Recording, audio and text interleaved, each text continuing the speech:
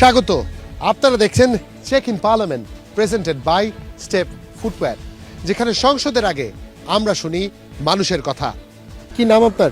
আমার নাম মোহাম্মদ রায়হান রাহেল। রায়হান নতুন ভোটার, এবার প্রথমবার ভোট দিব না আগে ভোট দেওয়ার সুযোগ পেয়েছেন? প্রথমবার ভোট দিব। প্রথমবার ভোট দিব। সেক্ষেত্রে তরুণ ভোটার হিসেবে একটু জানতে চাই, এই নির্বাচন থেকে কি প্রত্যাশা? এই নির্বাচন থেকে আমাদের প্রথম প্রত্যাশাই থাকবে যে আমাদের যে প্রতিনিধি যারাই হবে তারা কখনোই কোনো দেশকে সমীহ করে চলবে না।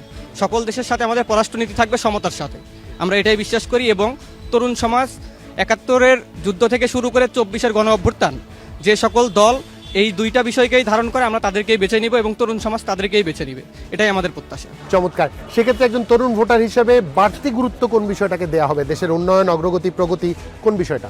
দেশের উন্নয়নকে অবশ্যই আমরা বেশি অগ্রাধিকার দিব, সেই সাথে প্রগতি বিষয়টা আমরা অবশ্যই পঙ্খানুভাবে দেখব। এটা কারণ দেখেন, শুধু উন্নতি হলেই হবে না, সেটা সমাজের সাথে সামঞ্জস্যপূর্ণ কিনা এই বিষয়টা আবার খেয়াল রাখতে হবে।